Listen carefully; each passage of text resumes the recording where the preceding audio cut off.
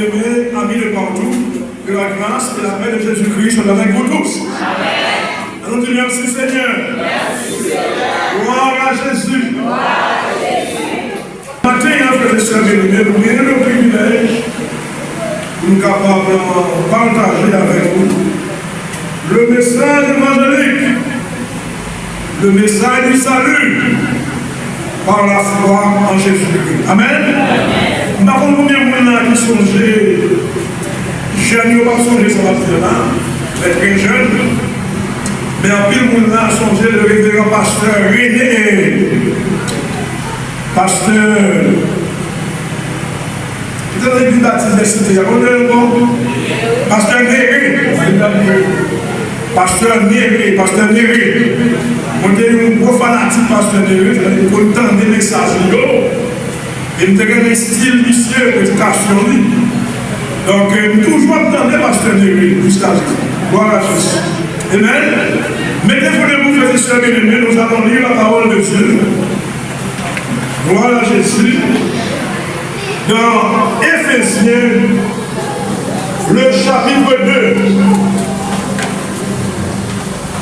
Alléluia.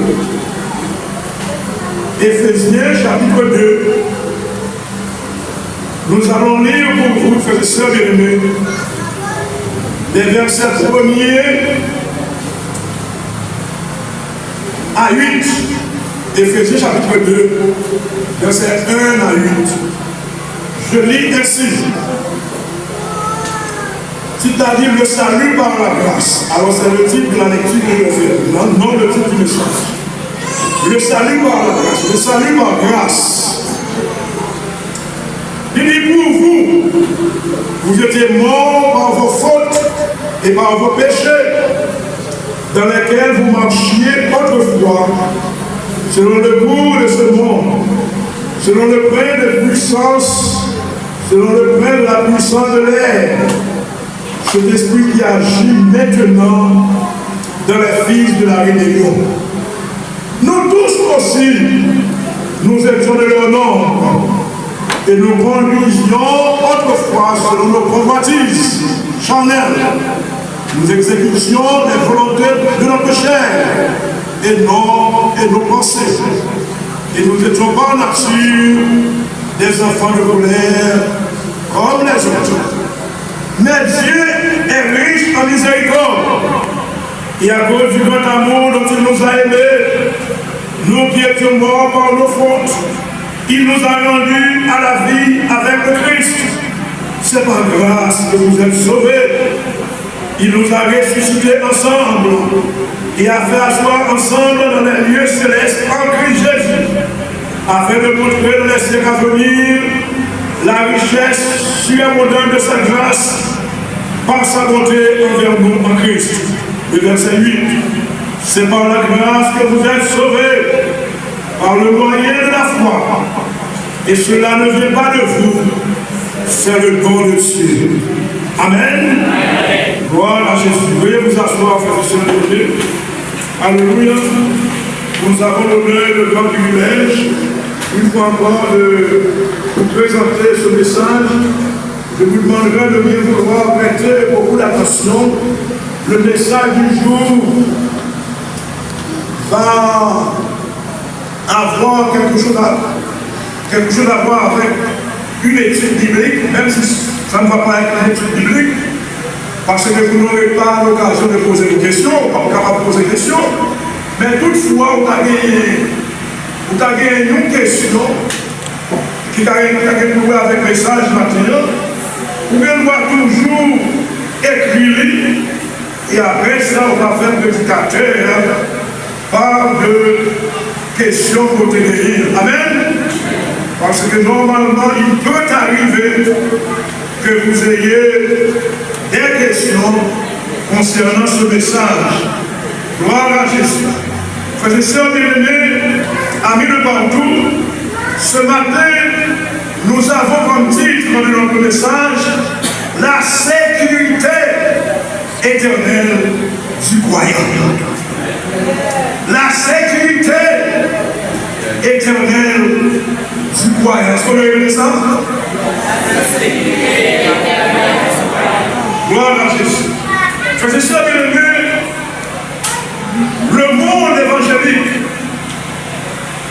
et particulièrement le monde protestant. C'est le monde le plus controversé qui gagne. Laissez-moi vous dire, dans le cadre d'une sorte d'autocritique,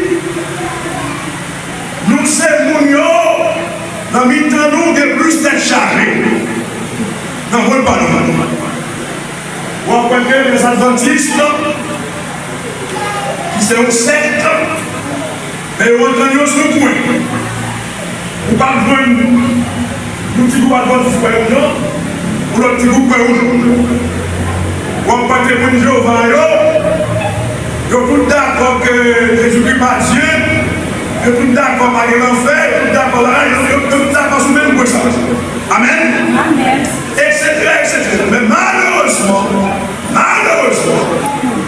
le monde évangélique, c'est pour qu'il y ait plus de dégâts faits dans l'évangile. C'est avec peine, frères et sœurs bien-aimés, vous tenez les hommes à crier bien fort, il a prêché avec arrogance des choses qui n'ont rien à voir avec le message évangélique. Le message évangélique, frères et sœurs bien-aimés, est christocentrique. C'est-à-dire, le message évangélique est centré, basé, fondé sur la personne, la personnalité de notre bien-aimé Sauveur et Seigneur Jésus. Combien vous dites Amen? Amen. Alors, frères et bien-aimés, ce matin, je voudrais vous parler un peu de ce qu'on appelle la sécurité éternelle du croyant. Vous savez, bien-aimés, nous, dans pile monde, il y a un bagage qui est le danger de l'ignorance. Le danger de l'ignorance. En pile monde, bien aimé, pour qu'il pas exister aujourd'hui, c'est l'ignorance qui met les embarqués avant l'heure. Amen. Amen. En pile monde prend pile mauvaise décision parce que seulement ignorer la bonne décision. Et il y a des gens qui ont boumé dans l'école, pas même pour qui ça a boumé. Ignorance dans pile des gars. Ignorance dans pile des gars. C'est pourquoi il est important, alléluia, d'avoir la connaissance de la parole de Dieu. La connaissance de la parole de Dieu. J'ai appris quand j'étais en train d'étudier la théologie, c'était comme une sorte de slogan que nous avons gagné.